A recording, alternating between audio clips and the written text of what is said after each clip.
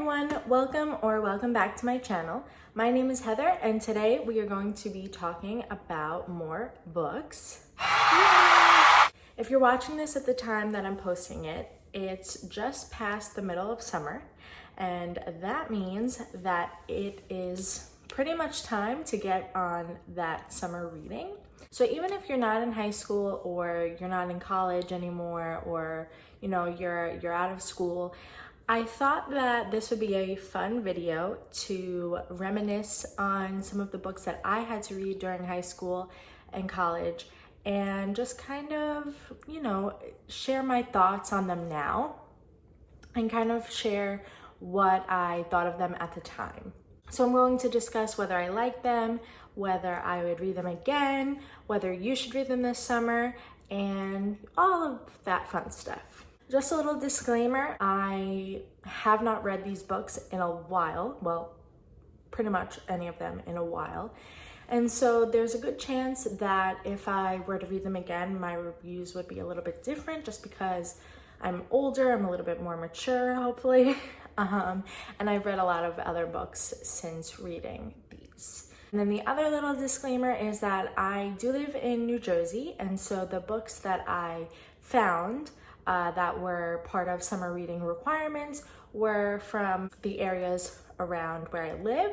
So if you are watching this and you're like, these are not the books that I have to read, of course it's gonna vary by area, by state, even in different countries. I don't know, do they have summer reading requirements? I'm sure they do, right? I don't know. Anyway, so funny enough, the first book that I'm going to be talking about is Little Women by Louisa May Alcott. And if you've been watching my videos since the start of the year, you'll know that I actually did read this book this year. This is probably the only one, but this is a fantastic book. I will say it's a little thick. If you don't typically love reading, and you just want to get through that summer reading, maybe this isn't the best choice for you, but I do recommend that you read this at least once in your life, especially if you are a little woman. And just in case you don't know, it's about the four March sisters. You have Jo, Beth, Meg, and Amy. And each of these sisters has their own unique personality. They have their own goals. And the book kind of follows each of them in pursuing these goals. So it goes through their life in New England during the time of the Civil War and what exactly it meant to be a woman at the time. I really thought it was interesting because Louisa May Alcott actually based a lot of the book on her own personal life. At the time, women were known as domestic servants and were basically, either in the house or in the church even. They were expected to keep this kind of role. Even though Louisa had supported herself through various activities such as sewing, she wanted to do more. And so she found that she could make more money by writing, and then she, made this book. I feel like I'm not doing it justice. I'm just kind of giving you a little background. So like I said, it is a bit long. I believe it's 449 pages if my memory serves me correctly. And the movie adaptation came out just about 2 years ago, or at least the most recent version of it. And that movie was fantastic. It has a bunch of great actors. So after you read the book, you can watch the movie. And the next book that I'd like to talk about is The Book Thief by Marcus Zusak. I'm terrible with names sometimes, Anyway, this is another book that I really enjoyed. I believe I read this back in, I don't know, maybe 2018, maybe even before that. It's been a couple years. So my memory of it is a little fuzzy. I do remember that I loved it and that I gave it 5 stars, Shout out to Goodreads for keeping me updated on all my book reviews and book ratings, okay? Follow me, I'll link mine in the description. So this book follows a girl named Liesel who is living in Nazi Germany around 1939, a very, eventful year to say the least. All these terrible things are happening, and one day Liesel finds a book. This book was left behind. This becomes her sort of first act of thievery. So she steals the book. She doesn't know how to read just yet, but soon her love for words and for reading develops super quickly.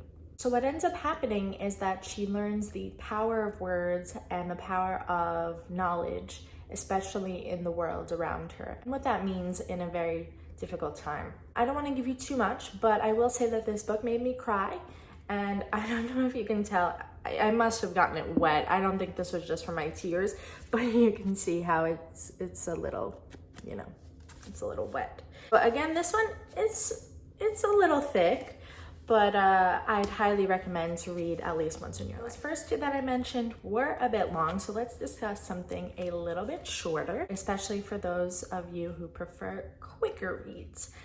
Maybe it's getting towards the end of the summer if you're watching this, and you're like, nah, I need to finish this book or finish a book before I head back to school, and it's got to be a quick one. This one, that's just over 200 pages, maybe 213, something like that, is The Perks of Being a Wallflower by Stephen Chbosky. I think that's how you say it. Again, names, not my strong suit.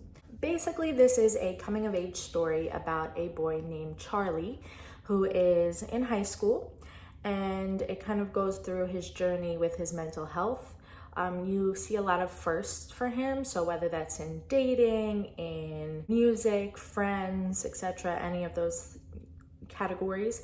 I will say, make sure you check the trigger warnings because there are a couple of more difficult topics in this book. I think that if you're in high school, this is a great read because it goes through a lot of things that maybe you could be experiencing yourself. At that time, you're kind of in an awkward stage, you're learning more about yourself. Kind of feel like high school is your whole life when it's really not. Even if you're a little bit older, this book can be great because it lets you kind of take a step back and reminisce on some of those, more difficult or confusing times. Again, it's been a couple years since I've read this, but I do have it as a 5-star read, and maybe I will read it again in the next few months. And just like the cover says, it's now a major motion picture, or at least it, has been. If you've seen the movie, you know that iconic scene. Maybe I'll put it here. Oh, we can be heroes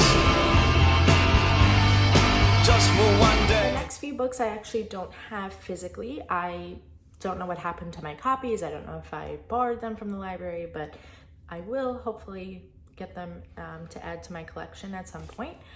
But I will put pictures here so you know what books I'm talking about. The first one that I think about to this day, honestly, mostly because I had to write a paper on it, is Brave New World by Aldous Huxley. And this is a science fiction dystopian novel, which basically means it's about an alternative society that has been established.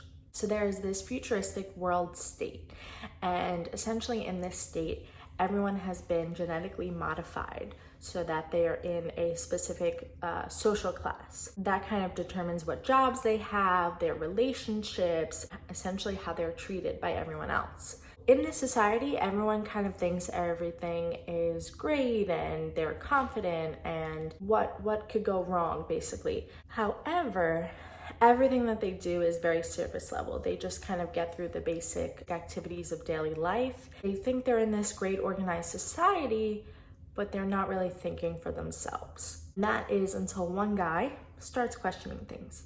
I just found this book really interesting because even though it's written, I think, nearly 100 years ago, I think it was written in the 1930s, if I'm not mistaken, it's still read today. I just find that fascinating. It is banned in some states, which just makes me want to read it more, if I'm being honest. Like I mentioned in the beginning, if I were to read it again today, there would probably be a couple more critiques of it because, some things might be a little bit questionable, but at the time of reading it, I did really enjoy it. Another book that was published a little bit ago as well, I believe in 1951, yes, I did my research, was The Catcher in the Rye by J.D. Salinger. Will I butcher every name? Yes, probably. So this is another coming-of-age novel about a boy named Holden Caulfield. He has just been expelled from his school in New York. he is wandering around the city. The book basically takes you through all of his encounters throughout this day, or a couple days, and you see what kind of person he is, what he is looking for, what he's afraid of. One thing I'd be aware before going into this book is that it's written in a very interesting way. So it's told in second person, and it is also told through a stream of consciousness style. So essentially what that means is that it sounds just like a 17-year-old is talking directly to you, using common vocabulary and slang, and also using the you pronouns. The whole book is like that. I feel like people either love this book or they hate it. So I suggest you find out for yourself. I liked it. And like I said before, if I were to read it again, there would probably be certain things that stick out to me that didn't before. That's pretty much it. I'd recommend it. Yeah. All right. The next book.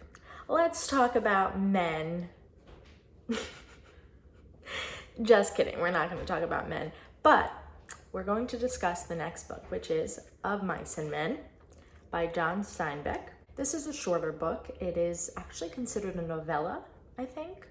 And it's about two men during the Great Depression. Those men are Lenny and George. So they are both farmhands in search of the American dream.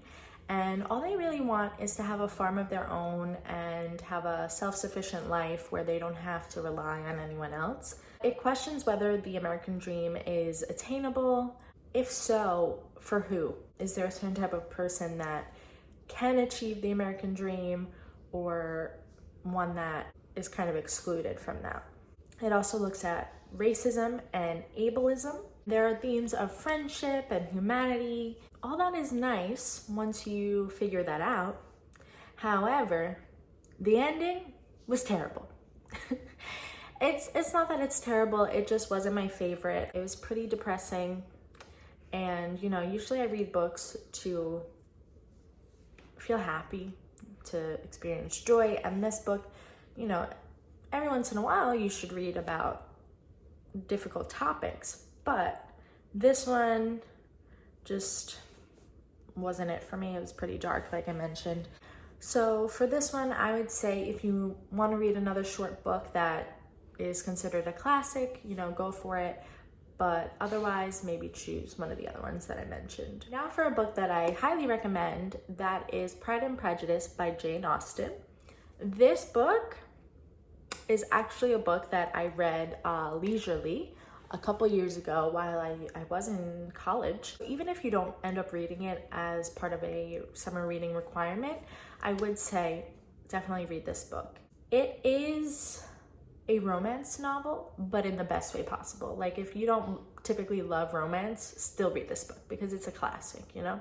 It takes place in the UK and follows a group of daughters, these 5 daughters that are part of the Bennet family. The dad wants all of his daughters to get married. And mind you, this is the early 1800s, so this is a perfectly normal thing for a dad to want, I guess.